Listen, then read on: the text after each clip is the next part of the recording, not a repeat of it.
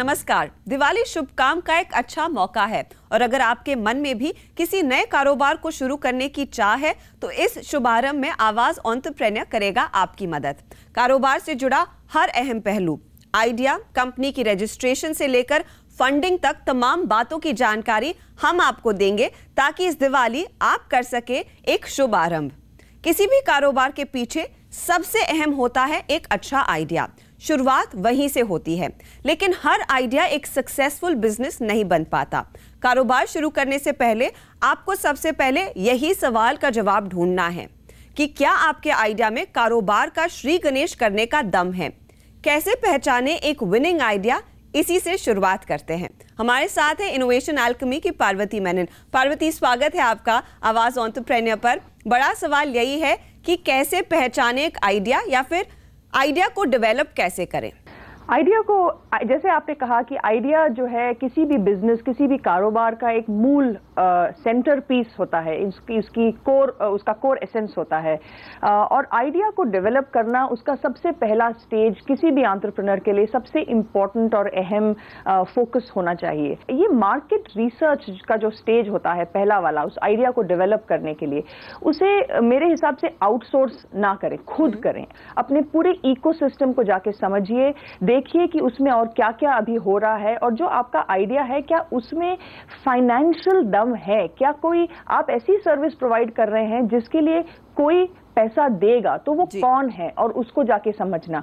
तो उस आइडिया को बिल्ड करने के लिए मेरे हिसाब से कोशिश ये रहनी चाहिए कि आप पहले कुछ महीने केवल उस इकोसिस्टम में बिताए जिसके अंदर आप वो कारोबार करना चाहते हैं। पार्वती, लेकिन सवाल यही है कि कैसे आप जज करें कि आपका एक आइडिया एक वायबल बिजनेस में तब्दील हो सकता है, क्योंकि दिक्कत वहीं पर आती है। आइडिया सबके मान में होता है, उसको बिजनेस में कन्वर्ट नहीं कर पाते हैं। तो ऐसा बहुत बार हमने देखा है कि जो एंटरप्रेन्योर्स इनिशियली अपने आइडियाज के साथ काम करना शुरू करते हैं, वो 1-2 सालों में आइडिया तब्दील होती है इनटू दोज आइडियाज जिसके पीछे कुछ कैश फ्लो या इनकम या एक्सपेंस एक बनाया जा सकता है। कारोबार चलाने के लिए कैश फ्लो बहुत इंपॉर्टेंट है। तो किसी भी आइडिया के पीछे ये समझना कि आपकी आइडिया, प्रोडक्ट, सर्विस जो भी आप प्रोवाइड कर रहे हैं उसके लिए उसका पेमेंट कौन करेगा, उसका कंज्यूमर कौन है, उसका बायर कौन है, बहुत जरूरी है उस बायर को समझना। और ये भी समझना कि वो बायर अभी फिलहाल उस प्रोडक्ट और सर्विस ना होते हुए क्या कर रहे हैं, तो आपका कंपटीशन क्या है। कंपटीशन को समझने के बाद तीसरी चीज समझना यह जरूरी है कि आपका मार्केट पोटेंशियल क्या है। उसको बिजनेस बनाने के लिए एक ग्रोथ पोटेंशियल की बहुत जरूरत है और वो ग्रोथ पोटेंशियल मार्केट के अंदर रहता है। तो कितना बड़ा है आपके आइडिया का अपॉर्चुनिटी, उसको समझिए, उसको निखारिए और कंज्यूमर के इनसाइट को निखारिए। उन दोनों चीजों को समझने से बनता है एक आइडिया कारोबार। बॉटम लाइन यही है कि किसी भी आइडिया पर काम करने से पहले आपको बहुत सारा होमवर्क करना काफी जरूरी है। आइडिया तो आपके हाथ लग गया, लेकिन अगला पड़ाव है कारोबार शुरू करने का। लेकिन इसके लिए भी कुछ कायदे कानून हैं जिन्हें आपको फॉलो करना पड़ेगा। देख लीजिए कौन से लाइसेंसेस और रजिस्ट्रेशन जरूरी हैं आपके कारोबार को शुरू करने के लिए। सबसे पहले डायरेक्टर आइडेंटिफिकेशन नंबर यानी डिन के लिए अर्जी दें। ये आप मिनिस्ट्री ऑफ कॉर्पोरेट अफेयर्स के पोर्टल पर ऑनलाइन कर सकते हैं। इसमें 1 दिन का समय और 100 रुपए खर्च करने पड़ेंगे। इसके बाद डिजिटल सिग्नेचर सर्टिफिकेट लेना होगा, जो आप मिनिस्ट्री ऑफ कॉर्पोरेट अफेयर्स के ऑथराइज्ड प्राइवेट एजेंसी से ऑनलाइन ले सकते हैं।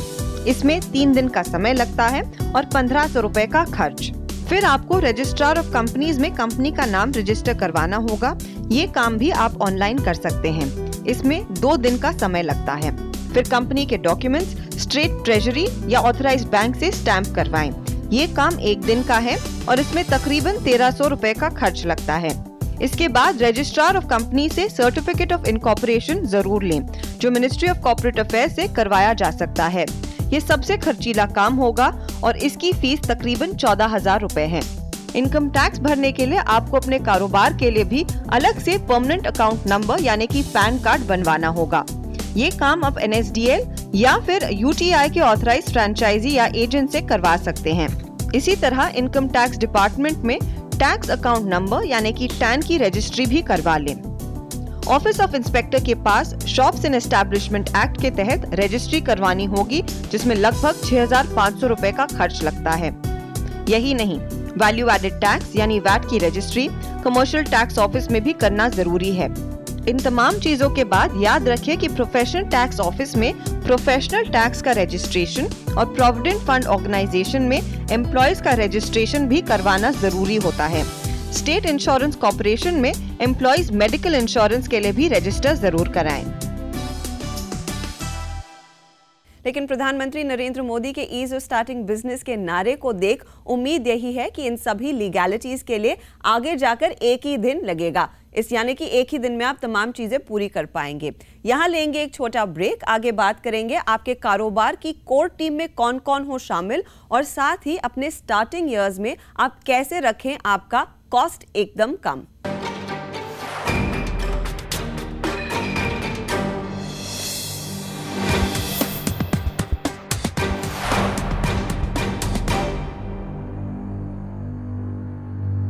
आप देख रहे हैं आवाज एंटरप्रेन्योर और दिवाली के शुभ मौके पर हम आपको बता रहे हैं वो तमाम चीजें जो आपको कारोबार शुरू करने में मदद करेंगी।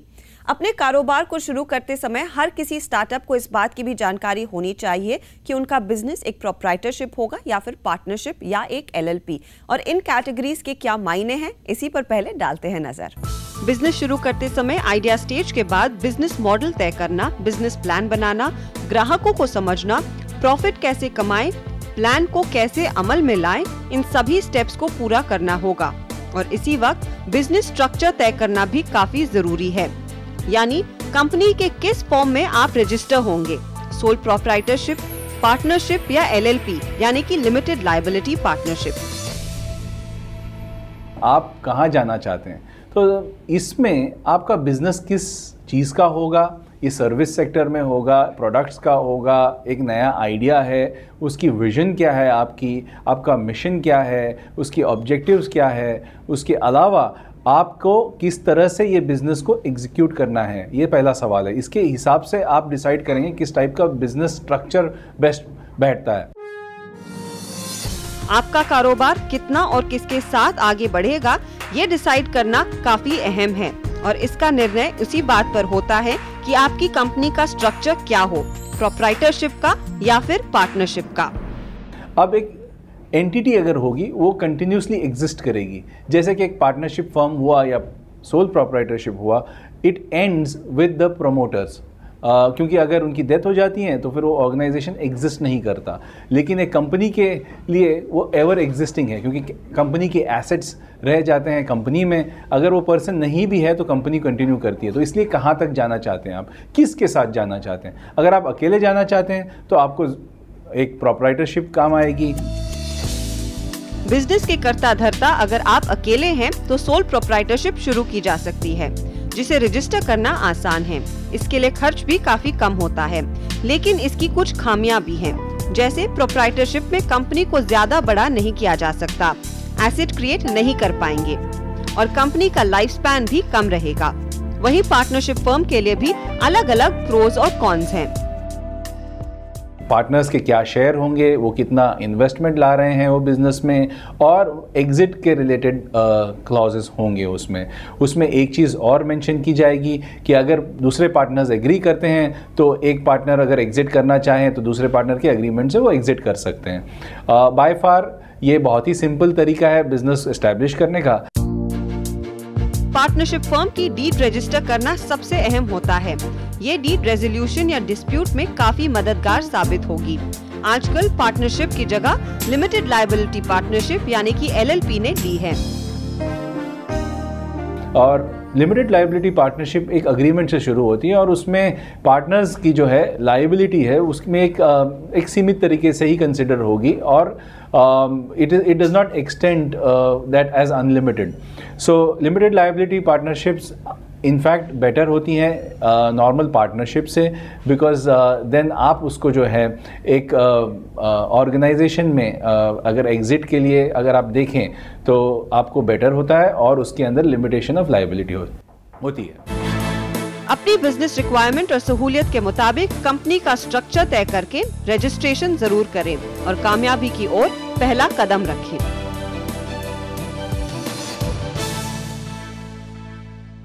ये थी बात आपके बिजनेस स्ट्रक्चर की, मगर हर कारोबार की नींव उसकी टीम होती है। पार्वती हमारे साथ बनी हुई हैं। पार्वती, यही मैं जानना चाहूंगी एक तो फाउंडर होता है जिसने आइडिया सोचा, शायद उनके साथ कुछ और लोग होंगे जो उस आइडिया को इम्प्लीमेंट करेंगे को फाउंडर्स के तौर पर, लेकिन बाकी कौन से लोग होने चाहिए कोर टीम में कारोबार शुरू करते समय? जब आइडिया को कारोबार में कन्वर्ट करते हैं तो उसके दो पहलू सॉर्ट ऑफ इमर्ज होके आते हैं। एक पहलू होता है जो प्रोडक्ट या सर्विस का है, जिसके लिए आपकी शायद कोर टीम बनी है को फाउंडर्स की, या फाउंडर खुद उनके माइंड में आइडिया क्लियर है। लेकिन दूसरा पहलू जो कारोबार का होता है वो है funding, finance, corporate structure, organisation का। तो उसके लिए दो चीजें जरूरी होती हैं। एक जो पहले स्टार्टअप स्टेज पे और फिर धीरे धीरे बढ़ती हैं वो एक्सरसाइजेस। पहला स्टार्टअप पे आप ये समझना चाहेंगे कि आपका कॉर्पोरेट स्ट्रक्चर क्या होना चाहिए, आपके फाइनेंशियल स्ट्रक्चर्स क्या होने चाहिए, किस तरह से अपने फाइनेंशियल स्ट्रक्चर्स का आप डीएनए अभी सेटअप करेंगे ताकि बड़ा कारोबार जब हो तब वो इतना ऑर्गेनाइज्ड हो। और उसके लिए एक कोर रोल जो बहुत अहम रोल होता है वो एक चार्टर्ड अकाउंटेंट का होता है। और मेरे हिसाब से अच्छा चार्टर्ड अकाउंटेंट की टीम को ढूंढना, उनके साथ एक केमिस्ट्री एस्टैब्लिश करना, एक रिलेशनशिप एस्टैब्लिश करना, एक ट्रस्ट एस्टैब्लिश करना बहुत इंपॉर्टेंट होता है। और मुझे लगता है कि जितना जल्दी ये रिलेशनशिप कोई एंटरप्रेन्योर कारोबार सेट करने के टाइम पर कर लें, उसको उस ऑर्गेनाइजेशन को सेटअप करना स्केल के लिए बहुत आसान हो जाता है। इनिशियल सेटिंग अप ईयर्स में आप इतना ध्यान डाल रहे होते हैं अपने बिजनेस को पहले खड़ा करने के लिए और अपनी प्रोडक्ट को एक्चुअली मार्केट तक ले जाने के लिए, तो कॉस्ट ऐसे में कितना मैनेज करें, कितना फोकस होना चाहिए अपने प्रोडक्ट को मार्केट तक पहुंचाने में, उस पर खर्चा के लिहाज से, एंड एज अगेंस्ट कि आपका बाकी का बिजनेस एनवायरनमेंट क्या हो, आपका वर्क स्पेस में आप कितना इन्वेस्ट करें, एम्प्लॉयज में कितना इन्वेस्ट करें? जैसे हम पहले भी बोल रहे थे कि कारोबार का दो मूल है, एक तो आइडिया है और दूसरा है कैश फ्लो। तो आप चाहेंगे जब आप बिजनेस अपना सेटअप कर रहे हैं कि कम से कम खर्चा हो, ताकि जितना पैसा आपके पास अवेलेबल है at the point of startup आप उसको स्ट्रेच कर सकें, कुछ सालों तक लेके जा सकें। तो इनिशियल ईयर्स में थोड़ी बहुत कंजूसी कर लेना ठीक है। ग्रेट इनपुट पार्वती, और उम्मीद यही है कि इन तमाम इनपुट्स के जरिए काफी लोग जो सोच रहे हैं अपना कारोबार शुरू करने का, वो अगला कदम उठा लेंगे, कदम बढ़ा लेंगे। हम यहाँ पर लेंगे एक छोटा सा ब्रेक, लेकिन आगे बात होगी मूल मंत्र फंडिंग की। हमारे साथ जुड़ेंगे एंजल इन्वेस्टर अजीत खुराना और साथ ही SBI SME बैंकिंग के डेप्यूटी GM विपिन भारद्वाज। आप बने रहें CNBC आवाज के साथ।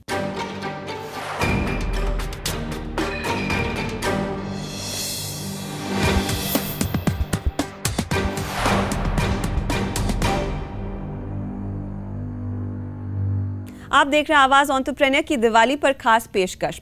किसी भी स्टार्टअप की सबसे बड़ी समस्या होती है फंडिंग। कहावत है कि आप अपने कारोबार के लिए पैसे फ्रेंड्स, फैमिली और फूल से जुटा सकते हैं। एंजल इन्वेस्टर्स, VCs और बैंक्स भी आपके लिए स्टार्टअप कैपिटल जुटाने में काफी मददगार साबित होते हैं। लेकिन सवाल यह है कि कैसे अप्रोच किया जाए इन तमाम लोगों को। इसी पर डिटेल में चर्चा करने के लिए अब हमारे साथ जुड़ रहे हैं अजीत खुराना जो एक एंजल इन्वेस्टर हैं, और साथ ही विपिन भारद्वाज जो SBI के डेप्यूटी GM है SME बैंकिंग के लिए। आप दोनों का ही स्वागत है। अजीत, मेरा पहला सवाल आपके लिए ही है, एंजल इन्वेस्टर्स को अप्रोच करना कितना स्मार्ट आइडिया है अपना कारोबार शुरू करते समय? इस सवाल से पहले आपको ये सोचना चाहिए कि एंटरप्रेन्योर के पास विकल्प क्या होता है। अगर वो बैंक के पास जाएं तो बहुत डॉक्यूमेंटेशन और प्रोसीजर मांगते हैं। फॉर्मल इन्वेस्टर के पास जाएं तो उनका ड्यू डिलिजेंस टफ होता है क्योंकि उनके अपने निवेशक होते हैं। एंजल इन्वेस्टर अपने खुद के पैसे यूज करता है। इसके लिए जब उसे तसल्ली हो जाए व्यक्तिगत रूप पे कि मैं इसमें इन्वेस्ट कर सकता हूं, तो वो इन्वेस्ट करता है। इसके लिए मुझे लगता है कि जब व्यक्ति एंटरप्रेन्योर एंजल इन्वेस्टर के पास जाता है उसके पास दूसरा कोई विकल्प ही नहीं होता। इसके लिए उन्हें फरिश्ते कहा जाता है, एंजल कहा जाता है। जी, और मैं लाइटर नोट पे पूछ रही हूँ, आप फ्रेंड्स हैं या फूल्स हैं? देखिए, हम कोशिश करते हैं फ्रेंड्स होने की, कहते हैं हम फ्रेंड्स हैं, लेकिन अक्सर हमें देखा ही जाता है जब इन्वेस्टमेंट फेल हो जाती है तो हम फूल भी बन जाते हैं। लेकिन एंजल इन्वेस्टमेंट एक बड़ा ऑप्शन है आपके लिए पैसे रेस करते समय। विपिन जी, मैं आपसे समझना चाहूंगी, जैसे अजीत ने भी कहा कि ड्यू डिलिजेंस के तामझाम में काफी लोग फंस जाते हैं।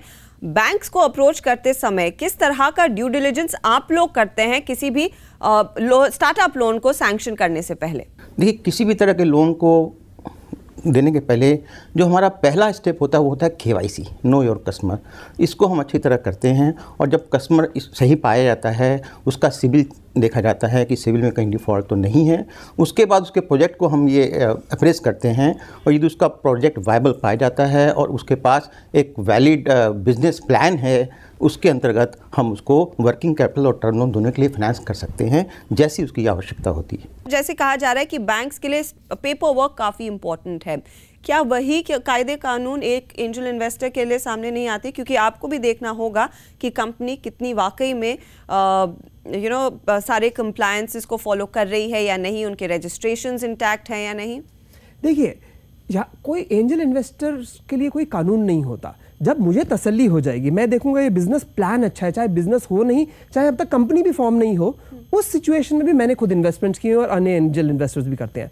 जब हम ऐसे किसी एंटरप्रेन्योर को मिलते हैं जो 2-3 साल से बिजनेस कर रहा हो, तब हम जरूर उनके डॉक्यूमेंट्स और अकाउंट्स देखना चाहते हैं। बट मैंने ये देखा है कि अन्य निवेशकों के कंपैरिजन में और लेंडर्स के कंपैरिजन में एंजल इन्वेस्टर्स जो डॉक्यूमेंटेशन मांगते हैं या ड्यू डिलिजेंस करने जाते हैं वो सबसे कम होती है। ओके, क्योंकि एंजल इन्वेस्टर को हम अप्रोच करते हैं, क्या ये आपके बिजनेस के आइडिया फेज में भी हो सकता है या फिर आपको बिजनेस पूरा एस्टैब्लिश करना होगा और उसी के बाद जैसे आप नॉर्मल एवेन्यूज अप्रोच करते हैं इन्वेस्टमेंट के, एंजल इन्वेस्टर के लिए भी वही कानून है? मेरा मानना यह है कि बिजनेस प्लान स्टेज पे काफी एंजल इन्वेस्टमेंट होती है, मगर ज्यादातर जो मेजॉरिटी है, समझो 80 to 90%, वो बिजनेस 6 से 12 महीने चले उसके बाद होती है, जिसे हम कहते हैं कि इनिशियल ट्रैक्शन, थोड़ा बहुत कारोबार वो कर सके। ये जरूरी नहीं है कि 2 साल का ट्रैक रिकॉर्ड दिखाओ, कि प्रॉफिटेबिलिटी दिखाओ। इनफैक्ट ऑलमोस्ट कोई भी कंपनी जो एंजल इन्वेस्टर्स निवेश करते हैं उनका अब तक प्रॉफिट नहीं बना होता। जी, यहाँ पर मैं बिपिन जी आपके पास वापस आना चाहूंगी, क्योंकि एंजल इन्वेस्टर्स अपने रिस्क पे पैसा देते हैं, बैंक शायद वो रिस्क नहीं उठा सकते हैं। तो आप क्या बोलेंगे कि कितना वायबल है एक स्टार्टअप के लिए अपने इनिशियल फेज में एक बैंक को अप्रोच करना कैपिटल के लिए? जो banks rate of interest charge करते हैं और जो मार्केट रेट्स हैं, जो कि आप भी जानती होंगी, उनमें मल्टीपल फ़र्क है। यानी कि बैंक के इंटरेस्ट रेट से कई गुना ज़्यादा मार्केट में rate of interest money lenders वगैरह देते हैं। तो ये तो बहुत ही वायबल है कि हमारे SME यूनिट्स वो बैंक्स में आए, बैंकिंग चैनल में आए, उनका फाइनेंशियल इंक्लूजन हो और वो बैंक के थ्रू लोन लेके अपने व्यापार को, अपने इंटरप्राइज को आगे बढ़ाएं। मेरा अगला सवाल अजीत आपके लिए ये होगा कि किसी भी आप इन्वेस्टर को अप्रोच करें, चाहे वो बैंक हो, VC हो, एंजल हो, ग्राउंड वर्क करने की बहुत बढ़िया ज़रूरत है। लेकिन एंजल इन्वेस्टर्स के केस में किस तरह के प्रेपरेशन के साथ अप्रोच करें, क्योंकि ये अपने पर्सनल रिस्क पे लोग आपको पैसा दे रहे हैं? तो सबसे पहली चीज़ मैं ये देखना चाहता हूँ, या एंजल इन्वेस्टर्स ये देखना चाहते हैं कि क्या ये सचमुच बिजनेस करना चाहते हैं, इनका बिजनेस प्लान कैसा है। ये तो ऑफ कोर्स इंपॉर्टेंट है, लेकिन देखा यह गया है कि 50% से ज्यादा केसेस में जब कंपनी में एंजल इन्वेस्टर्स पैसा डालते हैं तो उसके बाद कंपनी का बिजनेस प्लान बदल जाता है। तो इसलिए हम बिजनेस प्लान को उतनी अहमियत नहीं देते जितना कि अगर एक फुल्ली मैच्योर्ड कंपनी होती। इसके लिए हम जो सबसे पहली चीज देखते हैं वो जो एंटरप्रेन्योर है उस पे फोकस करते हैं, बिकॉज बाकी किसी भी चीज को हम इवैल्यूएट नहीं कर पाते। ओके, लेकिन बैंक्स के केस में भारद्वाज साहब, क्या बिजनेस प्लान को उतनी अहमियत दी जाती है, या फिर वो कौन सी चीजें हैं जो एक एंटरप्रेन्योर को प्रिपेयर करनी चाहिए एक बैंक को अप्रोच करने से पहले? देखिए, ये तो मैंने आपको बताया, जैसे कि सबसे पहले उनको ये डिसाइड करना चाहिए कि वो क्या करना चाहते हैं, किस तरह से करना चाहते हैं, और एक छोटी मोटी जिसे हम प्रोजेक्ट रिपोर्ट भी कहते हैं, कोई डिटेल की बात नहीं, लेकिन अपने फ्यूचर एक्टिविटीज़ को वो फर्म अप कर लें कि हमें क्या करना है, और उसके बाद उनको एक बिज़नेस प्लान होना चाहिए कि हम किस तरह इसको कन्वर्ट करेंगे अपने बिजनेस में। और यदि बैंक उसको अप्रेस करता है और उसे वायबल पाता है तो बैंक को इसमें कोई दिक्कत नहीं है उसको फाइनेंस करने में। इनफैक्ट बैंक्स तो चाहते हैं कि उनका पोर्टफोलियो MSE का, माइक्रो एंड स्मॉल इंटरप्राइजेज का बहुत ज़्यादा बढ़े। ये गवर्नमेंट की भी रिक्वायरमेंट है और बैंक्स भी चाहते हैं कि हमारा इस एरिया में बहुत ज़्यादा पोर्टफोलियो बढ़े। तो इसमें विन विन सिचुएशन है, बैंक कभी नहीं चाहते कि हम फाइनेंस ना करें। अजीत, यहाँ पर एक और सिचुएशन होती है, बैंक आपको एक लोन दे रहा है जो आपको एक पर्टिकुलर टाइम के बाद वापस करना है, लेकिन एंजल इन्वेस्टमेंट और VCs के चक्कर में यहाँ पर एक अपॉर्चुनिटी एंजल इन्वेस्टर्स के लिए भी होती है कि अगर मुझे लगा ये बिजनेस अच्छा करेगा, आगे जाकर मुझे शायद इसका एक हिस्सा चाहिए। तो एंटरप्रेन्योर को किस बात का ध्यान रखना चाहिए, कैसे वो सतर्क रहें किसी भी इन्वेस्टर को अप्रोच करने से पहले? देखिए, पहले मैं आपको बैंक्स के बारे में बताता हूँ कि बैंक्स एंजल इन्वेस्टर्स के दोस्त हैं, क्योंकि गवर्नमेंट की कई स्कीम्स हैं स्पेसिफिकली जो एंटरप्रेन्योर्स के लिए बनी गई है, जहाँ कोलैटरल नहीं चाहिए होता और बहुत लो इंटरेस्ट पे लोन होता है। तो इसके लिए मैं और भारद्वाज जी एक तरह से मित्र हैं। जहां तक आपने एंजल इन्वेस्टर्स की बात कही, तो एंजल इन्वेस्टमेंट पहले दिन से ही जब निवेश करते हैं तो कंपनी का एक हिस्सा लेते हैं। बैंक्स को जो रिटर्न है वो एंजल इन्वेस्टर्स या उनकी कंपनीज देती हैं। एंजल इन्वेस्टर्स को जो रिटर्न्स मिलती हैं वो अपने शेयर्स, स्टार्टअप में अपने शेयर्स दूसरों को बेचने से मिलती है, यानी कि कैपिटल गेन्स। इसके लिए हमेशा से हमें यही देखना है, ये नहीं कि इसकी आमदनी कितनी होगी। चाहे ऐसे अक्सर जैसे आप व्हाट्सएप, फेसबुक या बड़े नाम देखें, फ्लिपकार्ट का नाम देखें इंडिया में, ऐसी कई कंपनीज जिन्होंने आज तक प्रॉफिट बनाया नहीं है, लेकिन उनके जो एंजल इन्वेस्टर्स उन्होंने करोड़ों रुपए कमाए हैं। इसके लिए हम ये देखते हैं कि कंपनी की कीमत क्या होगी, ना कि कंपनी कितना मुनाफा कमाएगी। लेकिन इसमें भी क्या आप जब आप कहते हैं कि आप बिजनेस के प्लान को नहीं देख रहे हैं, आप एंटरप्रेन्योर के पैशन को देख रहे हैं, बिजनेस प्लान में भी कुछ आप देखना चाहेंगे, तो बेसिक चीजें क्या होनी चाहिए? इंडिया में कम से कम 5000 ई कॉमर्स कंपनियां लगभग 3 साल में खुल गई, उनमें से बस 4-5 ही बड़ी हुई हैं, हर एक का बिजनेस प्लान एक ही था। इसके लिए ऐसा नहीं है कि हम बिजनेस प्लान नहीं देखना चाहते, बट उस समय जब एंटरप्रेन्योर बस 6 महीने बिजनेस कर चुका होता है, उस समय बिजनेस प्लान को इवैल्यूएट करना नामुमकिन होता है। तो मुझे लगता है कि उस बिजनेस प्लान को ग्लोबल स्केल तक बड़ा करने में कम से कम ऐसा मुमकिन है कि वो ग्लोबल स्केल तक पहुंच सकता है। तो ये है वो तमाम जानकारी जो आपको इस समय चाहिए अपना खुद का कारोबार शुरू करने से पहले। ये आप देख सकते हैं आवाज एंटरप्रेन्योर का तोहफा माने दिवाली के लिए। बहुत बहुत धन्यवाद आप सभी का, अजीत, पार्वती और भारद्वाज साहब, हमारे लिए समय निकालकर इन तमाम पहलुओं पर बात करने के लिए। उम्मीद करते हैं आपकी भी दिवाली मंगलमय रहे। नमस्कार।